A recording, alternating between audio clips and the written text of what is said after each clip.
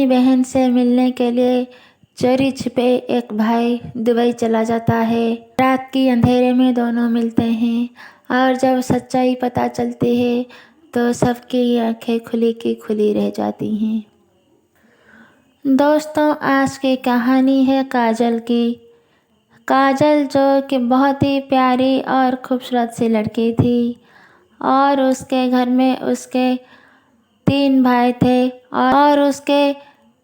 भाई थे और एक लौती लड़की घर में वही थी, सबसे प्यारी, सबसे दुलारी। एक पल के लिए भी उसे आंखों से ओझल नहीं होने देते घर वाले।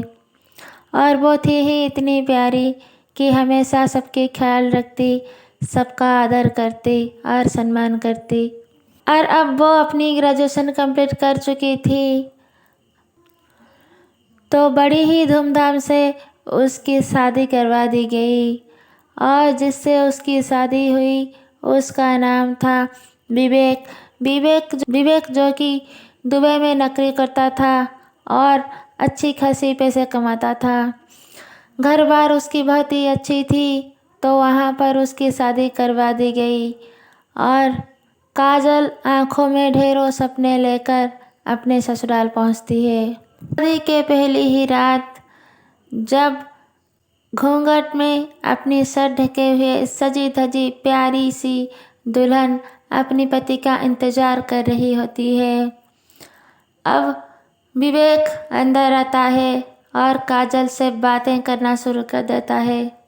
ढेरों सारी बातें दोनों के बीच होती है और काजल मन ही मन ये सोच रही होती है कि सुहाग रात वाले दिन कोई भी पति अपनी पत्नी से सिर्फ बातें ही करता रहता है। ऐसा कौन होगा जो अपनी पत्नी से सिर्फ बातें ही करता रहता हो। अब ये तो अपनी ओर से कोई पहल कर नहीं रहे और ना ही आगे बढ़ रहे। आखिर जिस मिलन के इंतजार में इतने दिनों से कर रही थी उसकी शुरुआत कौन करे, ये तो उसके बारे में कुछ कह ही नहीं रहे। अब वो ठहरी शर्मीली लड़की, वो अपनी ओर से कुछ कह भी नहीं पा रही थी और ना ही पहल कर पा रही थी। पर उसकी दिल की बातों से विवेक तो ना समझ नहीं था और आखिरकार उसने बोल ही दिया कि मैंने एक विश करी थी। जब मैंने तुम्हें पहली बार देखा तुम मुझे काफ़ी पसंद आ गई थी और मैंने ये मन्नत मांगा था कि अगर हमारी शादी हो जाती है तो हम दोनों एक दूसरे के साथ अपनी पहली रात यहाँ नहीं बल्कि दुबई में मनाएंगे, क्योंकि दुबई मेरे सपनों का शहर है और वहाँ पर मैंने नौकरी भी कर लिया है। अब मैं तुम्हारे साथ वहाँ पर अपनी नई ज़िंदगी की शुरुआत करना चाहता हूँ। अब काजल के मन में जो शंकाएं थी वो सारी दूर हो गई और वो अपनी पति की बात से बिल्कुल सहमत थी और इसी तरह दोनों ने एक दूसरे से बातें की, एक दूसरे की पसंद नापसंद को जाना और फिर देर रात दोनों विवेक पलंग के ऊपर और काजल नीचे फर्श पर सो गए। सुबह उठने में थोड़ी देर हो जाती है तो काजल की ननद यानी कि विवेक की बहन आकर कहती है, भाभी क्या बात है, इतनी देर कैसे हो गई, आखिर कल रात भर क्या चल रहा था। और काजल शर्मा के बोलती है, नहीं नहीं कुछ तो नहीं, तुम अपनी भैया से पूछ लो, मुझे क्या पता। तुम अपने भैया से क्यों नहीं पूछते, मेरी थोड़ी उठने में देरी हुई है, तुम्हारे भैया ने भी तो देर में आज उठे हैं। ये कहकर काजल मुस्कुराने लगती है और उसकी ननद उसके साथ हंसी मजाक करने लग जाती है। बस हंसी खुशी उनकी ज़िंदगी चली रही थी। थोड़े ही दिनों के अंदर विवेक की छुट्टियां ख़त्म हुई और उसने काजल का भी वहां पर जाने का वीज़ा लगवा दिया और फिर दोनों फ्लाइट पकड़कर दुबई पहुंच गए। और दुबई पहुंचते ही काजल के मन में बेशुमार सपने आने लगे कि कैसा होगा हमारी पहली रात, कैसे हम रहेंगे, कैसे मैं उनके साथ रात बिताऊंगी। बस उसके मन में बहुत सारे ख्यालात आ रहे थे। एयरपोर्ट से घर पहुंचते पहुंचते अपनी ख्यालों की दुनिया में काजल मानो खो सी गई थी। अपनी ज़िंदगी की खूबसूरत पल के इंतज़ार में उससे अब इंतज़ार नहीं हो पा रही थी। बस वो जल्द से जल्द वहाँ पहुँचना चाहती थी। और जैसे ही वो लोग वहाँ पर पहुँचे तो विवेक उसे ड्राइंग रूम में बिठाकर खुद बेडरूम के अंदर चला जाता है। काजल थोड़ी सी हैरान हो जाती है कि आखिर मुझे ये ड्राइंग रूम में बैठा कर क्यों चले गए। विवेक अंदर वॉशरूम में फ्रेश होने के लिए चला जाता है और इतने में वहाँ पर एक और औरत आ जाती है और वो काजल से कहती है, यहाँ बैठकर क्या कर रही हो? घर में कितने सारे काम पड़े हैं। मैं कब से तुम्हारा इंतज़ार कर रही थी। जाओ, झूठे बर्तन पड़े हैं उसे जल्दी से धो लो और खाना बनाने में लग जाओ। और ये सुनते ही काजल बिल्कुल चौंक जाती है। आखिर ये औरत कौन है जो कि मुझे कह रही है कि जाओ बर्तन मांज लो, और ये विवेक के कमरे में भी क्या कर रही है।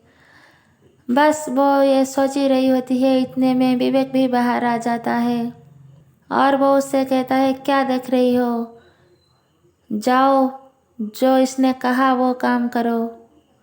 काजल बोलती है, आप ऐसे कैसे बातें कर रहे हैं, ये कौन है, मैं इसकी बात भी क्यों मानूं। फिर विवेक कहता है, ये मेरी बीवी है और तुम्हें इसकी बात माननी ही होगी, तुम्हारे पास और कोई चारा भी नहीं। अब काजल सन्न पड़ जाती है। अब उसे समझ में आ गया था कि आखिर क्यों विवेक उसके साथ कोई भी रिश्ता नहीं बनाया था। और वो उससे पूछती है, आखिर ये आपकी बीवी है तो फिर मैं कौन हूँ, मुझसे आपने शादी क्यों करी। विवेक कहता है, मेरी शादी तो बहुत पहले इससे हो चुकी थी, पर घर वालों को इसके बारे में कुछ भी नहीं पता और उनकी बात रखने के लिए मैंने तुमसे शादी कर ली। और अब तुम यहाँ पर हमारी नौकरानी बनकर रहोगी, हमारी काम काज करोगी। और डरो मत, तुम्हें यहाँ रहने खाने की कोई तकलीफ़ नहीं होगी, बस तुम यहाँ पर रहना, घर के काम काज करना। और बस एक ही पल में काजल की सारे सपने टूटकर बिखर जाते हैं। और घर से इतनी दूर दुबई में उसके पास कोई फ़ोन भी नहीं था। उसको बिल्कुल कब्जे में रखा हुआ था उन दोनों ने, नौकरानी के तरह काम करवा रहे थे उससे। अब उसकी ज़िंदगी बद से बदतर बनती जा रही थी।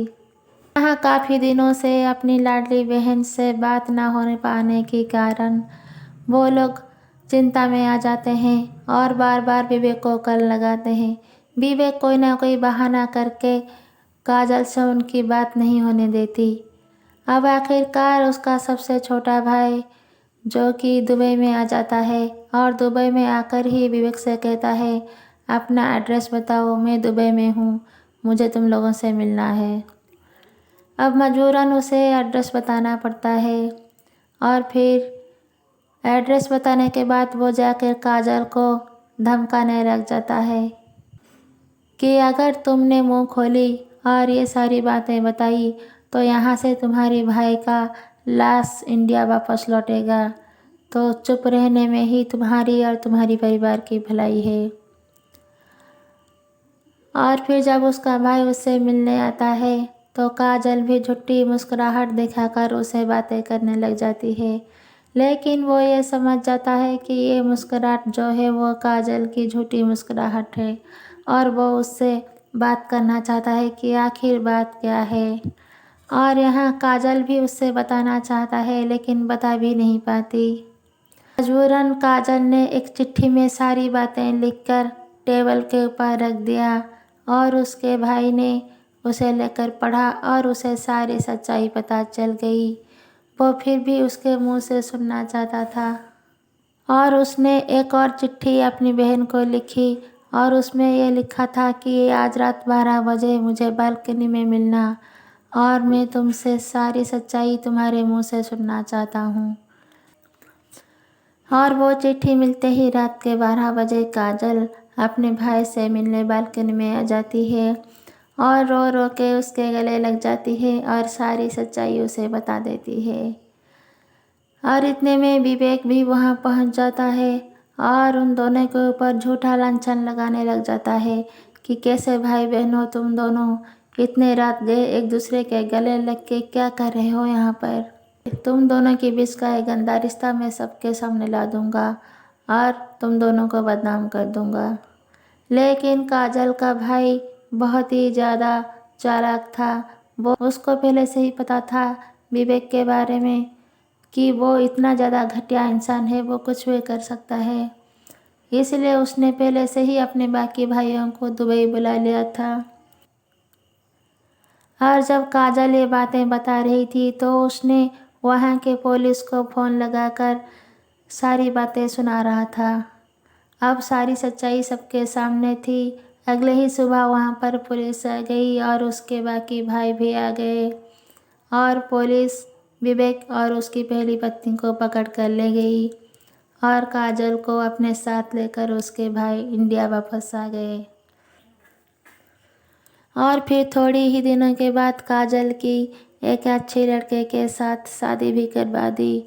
अब वो अपने ज़िंदगी में खुश हैं और विवेक और उसकी बीवी जेल की हवा खा रहे हैं। तो दोस्तों, देखा आपने, बुराई का नतीजा हमेशा बुरा ही होता है।